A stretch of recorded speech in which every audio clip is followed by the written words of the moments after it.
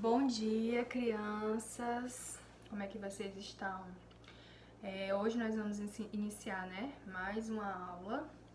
Hoje nós vamos usar também dois livros de ciências, o Sucesso, e também vamos usar o de ciências, só que formando, viu? Então já peguem aí os dois livrinhos pra gente fazer nossa aula de hoje.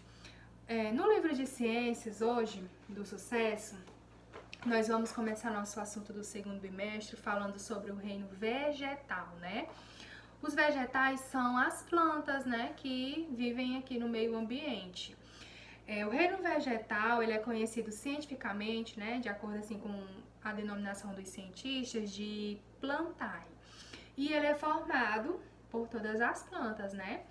E os vegetais, as plantas, elas estão presentes em diversos lugares e em climas bem variados, né? A gente sabe a variedade de vegetal, né? De planta, flor, tudo isso é vegetal que existe, né?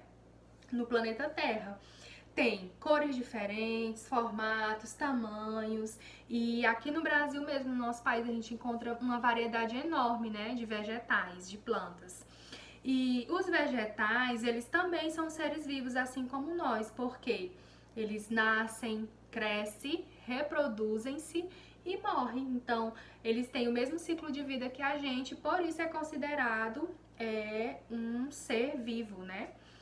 Para que um vegetal, uma planta se desenvolva, tenha um bom desenvolvimento, né, cresça saudável, ela precisa de algumas coisas, assim como nós, né, pra gente crescer a gente também precisa de vários nutrientes, né, então as plantas, os vegetais também, eles precisam de água, de luz, de uma temperatura ideal, né, para a necessidade daquela planta, precisa de espaço, ar, uma terra, né, um solo fértil que ela vai poder crescer, e de sementes sadias, né, que você precisa na hora de plantar que aquela semente seja uma semente boa, primeiro passo, porque senão não vai ter como ela se desenvolver. Então, são esses fatores que as plantas, né, os vegetais precisam para que eles possam se desenvolver, crescerem.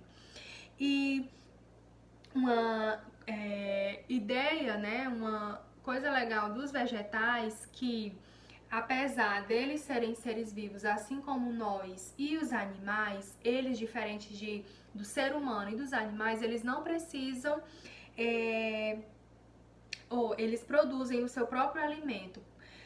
Ou seja, né, ele produz esse próprio alimento utilizando a água que a pessoa agoa, né, a luz solar e o gás carbônico do ar. Ou seja, com essas três coisas, eles já se alimentam, né? Não é no nosso caso que a gente precisa do animal, a gente precisa dos vegetais para poder sobreviver. A planta, né, os vegetais não, eles mesmos produzem o seu próprio alimento.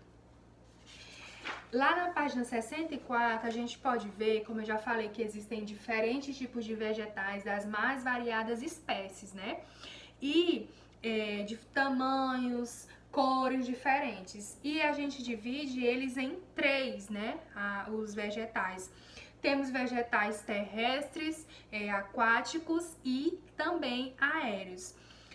Aí no livro de vocês, ele dá o exemplo dos vegetais terrestres, né? O que são os vegetais terrestres? É os que vivem, né? Que crescem na terra. E exemplos de vegetais que crescem na terra, né? É o coqueiro, é a laranjeira, tomateiro, né? Todos esses vegetais são terrestres. Temos também os vegetais aquáticos, né? Que é os que vivem na água, né? Que vivem na água. E desses vegetais aquáticos que vivem na água, ele dá o exemplo da baronesa, da Vitória Régia, que é bem conhecida por nós, principalmente quando a gente vai em rio, né? A gente sempre vê aquela folha enorme, bem bonita no rio, então é a Vitória Régia. E também a água-pé. E por último, os vegetais aéreos, né? Que é os que vivem presos nos galhos de outros vegetais, sobre paredes, telhados, rochas. Tem até muitas casas até aqui em Açailândia mesmo, né, que o muro da casa delas são todos de vegetais aéreos, que eles crescem nas paredes e fica muito bonito, né? E os exemplos de vegetais aéreos que o livro deu foi espécies de bromélias e orquídeas, que são flores, né? Vocês podem estar até pedindo pra mamãe pesquisar, botar o nome aí desses vegetais que a tia falou, que é pra você ver, né, ter uma ideia melhor. Assim como a gente já falou, como os seres vivos, assim como os seres vivos, né, nós humanos, os animais também, as plantas elas passam por um ciclo, né? E aí a gente observa, primeiro ela nasce, quando a gente plantou lá a sementinha num solo fértil, num solo bom, quando a semente é boa. E aí ela cresceu, né, saudável.